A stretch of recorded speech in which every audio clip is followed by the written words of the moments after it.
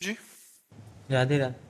राधे राधे महाराज जी मन शांत मतलब मन में आने वाले विचार शांत। यदि एक तार नाम जप करते हैं मन लगा के, यानी राधा बोल रहे हैं, राधा सुन रहे हैं और राधा ही लिख रहे हैं, तो विचार नहीं आ पाते तो कोई समस्या तो नहीं है? नहीं, यही यही खास बात है बच्चा, यही खास बात है।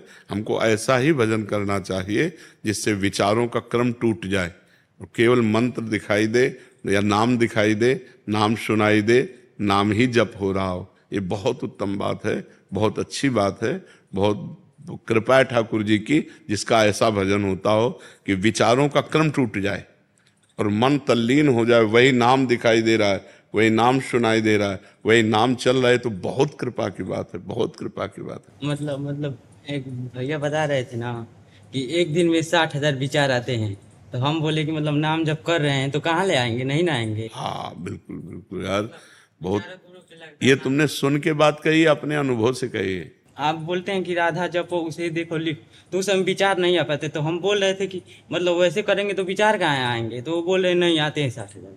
नहीं, अगर तन्मयता नहीं है तो आते हैं, अगर तन्मयता है तो फिर नहीं आते। जैसे तुमने, हमें बहुत अच्छा लगा, तुम इतने छोटे बच्चे हो कि इतनी आध्यात्मिक की ऊंचाई की बात पकड़ पाए, बहुत अच्छी बात है। जो तन्मयता पूर्वक भजन करता है उसको नहीं आते, और जो चंचलता बनी रहती है तब फिर वो आते रहते हैं। विचारों को काटते लगातार नाम जप करते हैं। हाँ, विचारों को पढ़ाई कर रहे हैं तो मतलब मन लगा के विचारों को आने के समय ना दे, और जब खाली रहे तो फिर हाँ, अगर अंतराय बना रहेगा तो उसमें विचार आ जाएंगे, और अगर तदात्मता बनी रही, निरंतरता बनी रही, तो विचार आने में फिर कठिनता होगी, तो वो मन लग जाएगा नाम में। मतलब विचारों को रोक दे, आप राधा नाम जपे और पढ़ाई करें। हाँ, पढ़ाई करें, बिल्कुल, बहुत सुंदर बात, बहुत सुंदर बात। अक्षय जी जम्मू से। राधे राधे गुरु जी। महाराज जी, मैं छोटे बच्चों एवं लोगों को जब बिना पादुकाओं के चलते देखती हूँ तो उन्हें गर्मी से बचने के लिए पादुकाओं प्रदान करने का प्रयास करती हूँ। महाराज जी, इनका ये कहना कि बट कुछ लोग कहते हैं कि खान पान की सामग्रियां ही प्रदान करनी चाहिए, क्योंकि हम देंगे तो आगे हमें वो प्रदान करेंगे। नहीं नहीं, ऐसा ऐसा उसमें नहीं, तो जूता दोगे तो जूता ही मिलेगा।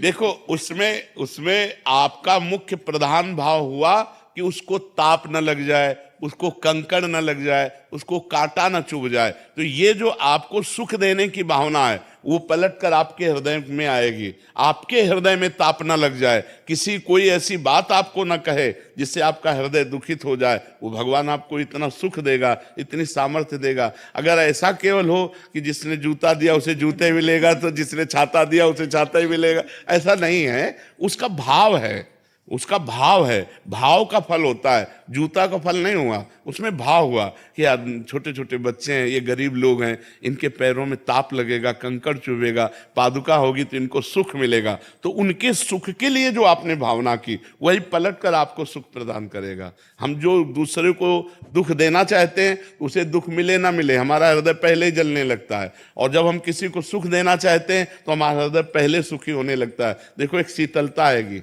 एक आनंद आएगा। हम तो कहते हैं कि एक दिन अच्छा भोजन पाके आप देखो, और एक दिन अपने हिस्से का भोजन किसी भूखे को पवा के देखो, फिर देखो दोनों में स्वाद किस में आता है।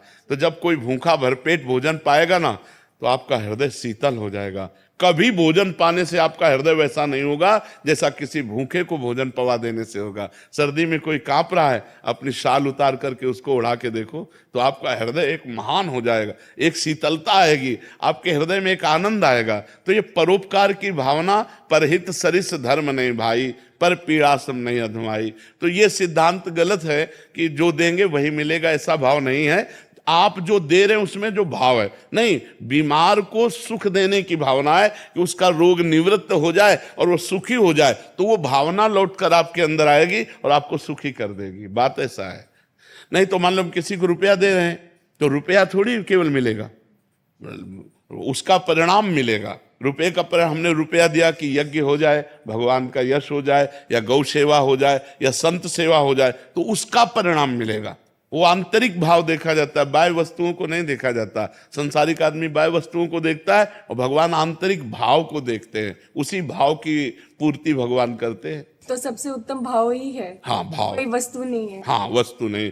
जैसे आपके पास वस्तु है, वस्तु दे रहे हैं, और जैसे वस्तु नहीं है और हृदय जल पाया गया कि अरे कितना कष्ट है, छोटे छोटे बच्चे पार, आपका हो गया, आपको उसका लाभ मिलेगा। कलिकर एक पुनीत प्रतापा, मानस पुण्य होए नहीं पापा। मानसिक पुण्य भी हो जाएगा।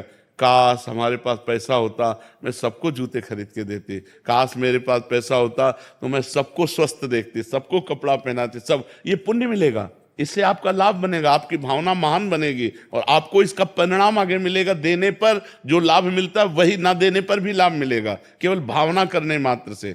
भाव से ही तो सारी बात बनती है।